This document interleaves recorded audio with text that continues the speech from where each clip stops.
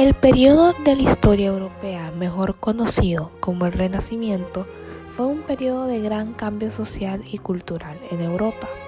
En términos generales, el Renacimiento abarcó de los siglos XIV al XVI, extendiéndose por toda Europa hasta su lugar de nacimiento en Italia.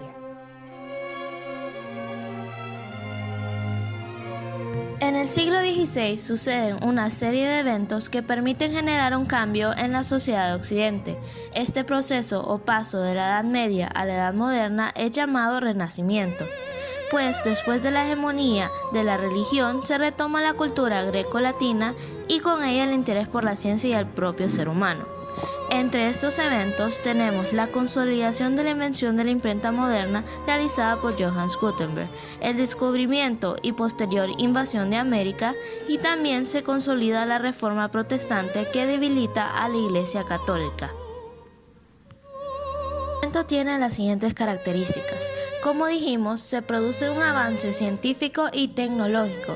Además, el hombre es el centro de preocupación objetiva, lo que significa un paso del teocentrismo, en el que Dios será el centro de interés, al apocentrismo, en el que el hombre pasa a serlo. Se observa también el predominio de la razón por racionalismo como oposición al dogmatismo de la Edad Media.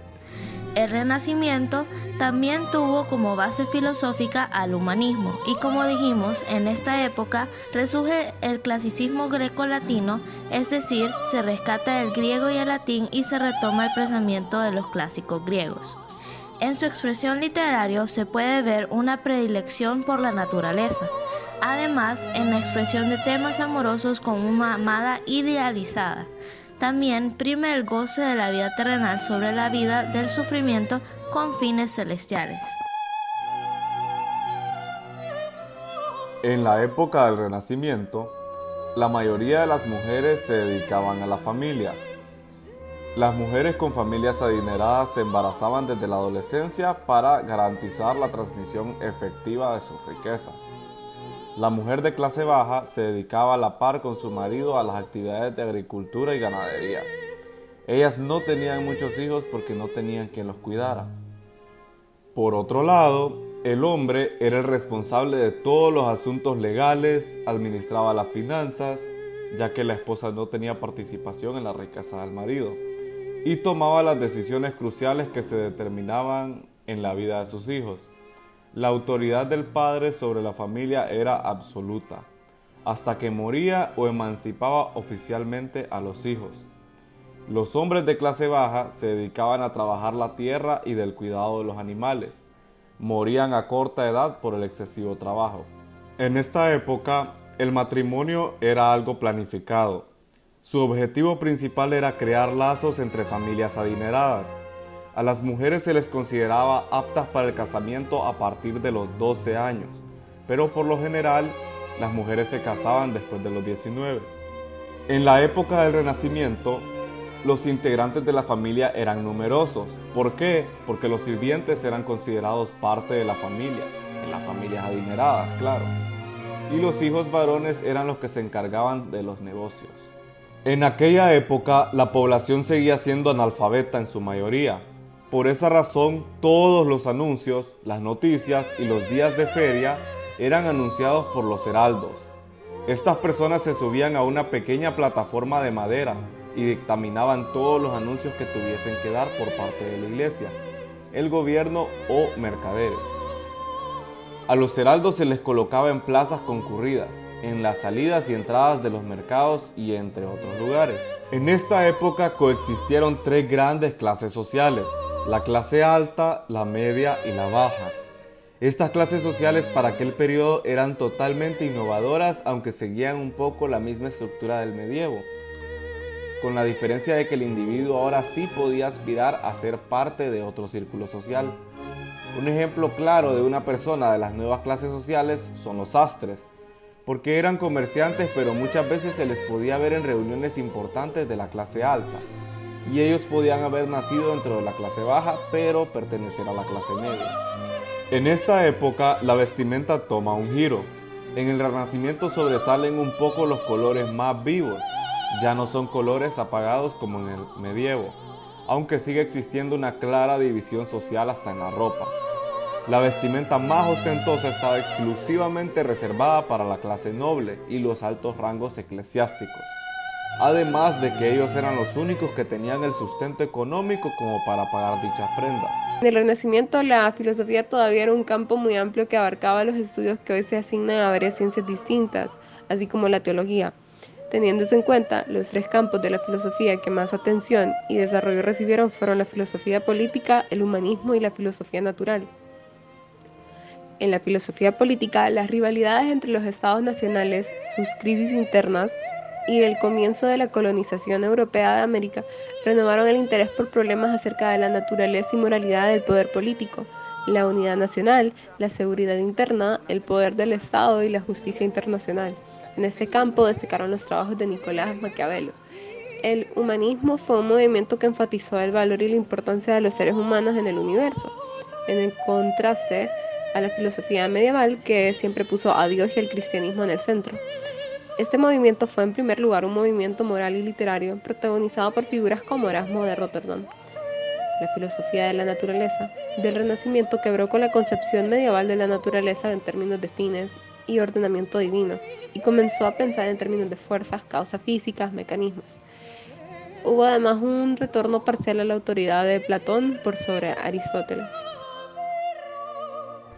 El arte renacista es una de las más destacadas, no solo por los artistas famosos que aparecen en esa época, sino también por las obras de arte que nos dejaron.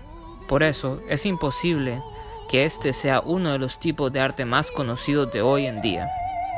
En el Renacimiento se quiere hacer renacer de las tradiciones antiguas, de la venidera Grecia e Italia clásica. Los artistas modificando este clasicismo para que pueda absorber los desarrollos modernos, con la ayuda del conocimiento científico. El artista toma conciencia del individuo, al que estudia tanto psicológica como físicamente, respetando los modelos clásicos. Se desarrolla el humano y con esto la concepción de que el hombre era lo más importante. Se prodigian inventores y científicos. Entre los grandes personajes que surgen en esta época destacan Leonardo da Vinci, Michelangelo, Donatello, Sandro Botticelli y Rafael. En la pintura del Renacimiento no veremos ninguna referencia a la pintura romana, ya que comienza desde cero. Sus características principales son: se crean obras tridimensionales, es decir, volumen, color y luz. La pintura tiene una visión lineal y aérea. La técnica más usada fue la pintura al óleo. Se solían representar temas humanos, mitológicos y religiosos. Se conoce como literatura renacentista toda aquella literatura producida en el contexto del Renacimiento europeo, en un periodo de tiempo que abarca de los siglos XV y XVI aproximadamente. La principal característica de la literatura renacentista es el regreso a la cultura clásica grecolatina que se experimenta en todo el campo de las artes, el pensamiento y la filosofía europea. La revalorización del humanismo, relativamente dejado de lado durante la Edad Media, constituye así un renacimiento cultural, de ahí el nombre con que se conoce esta época. Italia fue el centro cultural en que se originó el movimiento renacentista, que luego se propagaría por Europa. Algunas de las características de la literatura renacentista son que el hombre ocupa el centro del mundo, lo que contrasta con la idea de la Edad Media según la cual Dios era el centro del universo. También se revalorizan los modelos clásicos recogidos en la poética de Aristóteles, y la razón pasa a estar por encima de la fe. El espíritu crítico y racionalista será sumamente valorado. Algunos temas de la literatura renacentista son el amor, la naturaleza, la mitología clásica, las hazañas de caballeros, la crítica social, la crítica a la iglesia y el sentimiento religioso. Algunos autores y obras del Renacimiento muy conocidos son Miguel de Cervantes con su obra Don Quijote de la Mancha, William Shakespeare con su obra Macbeth, El Lazarillo de Tormes, escrito por Anónimo, y Los Lusíadas, escrita por Luis de Camões, entre otros. Principales representantes del Renacimiento. Lorenzo de Medici, también conocido como Lorenzo el Magnífico, es quizás el mecenas más famoso y entusiasta del Renacimiento. Petrarca, modelo para la poesía lírica, considerado el fundador del humanismo y también conocido como padre del Renacimiento. Filippo Brunelleschi es considerado el primer ingeniero, planificador y supervisor de la construcción moderna. Michel de Montaigne es famoso por popularizar el ensayo como un género literario. Rafael fue tal vez el pintor más popular durante el Renacimiento y hasta fines del siglo XIX. Es considerado el mejor modelo para la pintura histórica. Galileo Galilei es el padre de la astronomía de observación. Hizo muchos descubrimientos significativos, tanto en la ciencia fundamental pura como en la cinemática del movimiento. Fue pionero en el telescopio y trabajó en tecnología aplicada, inventando una brújula militar mejorada y muchos otros instrumentos. Miguel Ángel, escultor, pintor y arquitecto, muy conocido por su pintura de la Capilla Sixtina. Donatello, un pintor y escultor italiano, una figura clave en el Renacimiento temprano de Florencia. Nicolás Copérnico. Copérnico era un erudito con experiencia en una amplia variedad de campos, incluidos la medicina, el gobierno y la economía, además de la astronomía. William Shakespeare, quien es una de las figuras más influyentes en la literatura inglesa, y sus obras continúan siendo interpretadas y adaptadas. Leonardo da Vinci fue el hombre ideal del Renacimiento, el mayor genio universal, que entre otras cosas fue pintor, matemático, ingeniero, arquitecto, botánico, escultor y anatomista. Da Vinci es uno de los mejores pintores de la historia. Pintó la Mona Lisa, la pintura más famosa del mundo.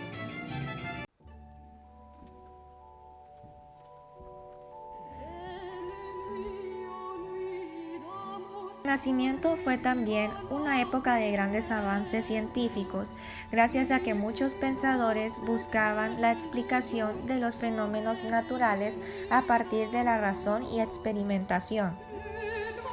A esta nueva forma de pensamiento contribuyó a la creación a la prensa tipográfica de plomo de Johannes Gutenberg, que fue decisiva para la difusión de las ideas. En tan solo 50 años se imprimieron más de 6.000 obras. En la astronomía se produjo toda una revolución cuando Nicolás Copérnico expuso la teoría heliocéntrica, que consideraba al Sol como el centro del universo y alrededor del cual giraban los planetas. El estudio de las órbitas de los planetas realizado por Johannes Kepler apuntaló la teoría de Copérnico, cuya defensa en Italia la llevó a cabo otro genio renacentista, Galileo Galilei, quien fue condenado por la Iglesia por sostener que la Tierra se movía alrededor del Sol. También se profundizó en el estudio del cuerpo humano. Miguel Servet descubrió la circulación de la sangre y Andrés Vesalio transformó el estudio de la anatomía al practicar la disección de cadáveres humanos.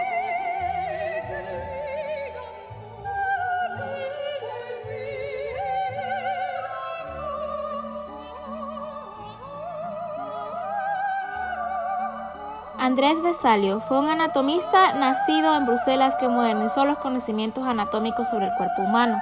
Vesalio quedó prendado con la materia e intentó profundizar en esto por su cuenta. La forma de hacerlo fue robar algunos huesos del cementerio y así completar su formación. En esas primeras disecciones tuvo que compañero a Miguel Servet. Andrés Vesalio revolucionó los conocimientos de anatomía humana, hasta entonces basados en los experimentos de Galeno con monos. La primera aportación es el ya mencionado cambio en los estudios sobre la anatomía.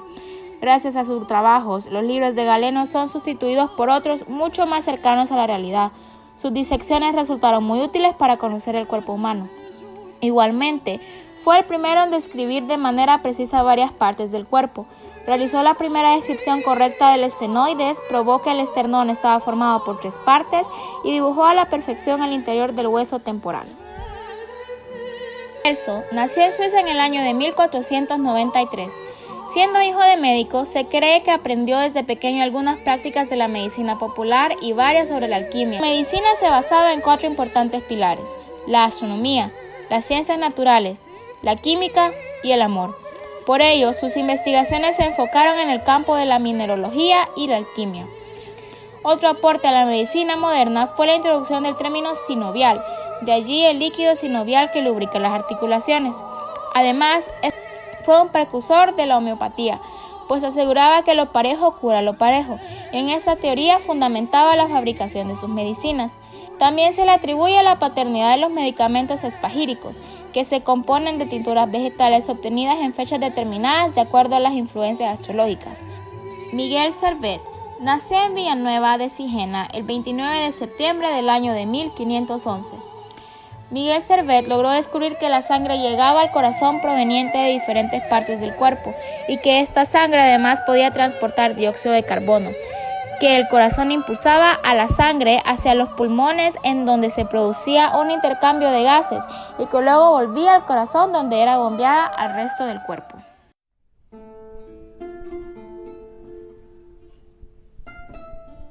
En lo referente a la anatomía, en la época del Renacimiento coincidieron tal cantidad de observadores y científicos que tanto con su labor individual como colectiva pudieron romper con la teleología galénica imperante hasta la fecha. Este conocimiento anatómico fue el motor de las ciencias médicas en general y de la cirugía en particular. Leonardo da Vinci fue un maestro de la anatomía topográfica quien realizó numerosos estudios sobre músculos, tendones y otras características anatómicas. Realizó uno de los primeros dibujos de un feto dentro del útero y la primera comprobación científica conocida de la rigidez de las arterias en respuesta a una crisis cardíaca.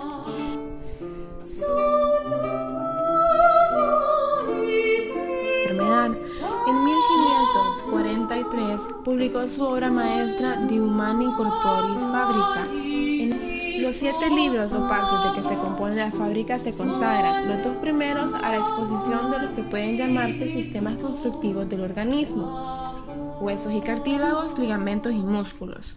Los libros tercero y cuarto tratan de los sistemas conjuntivos, venas, arterias y nervios.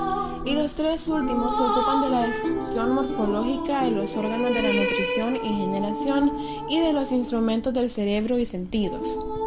Ambrosio Pared destacó en el tratamiento de las heridas y amputaciones. Introdujo el lavado de heridas, expuso con detalle el tratamiento de fracturas y dislocaciones,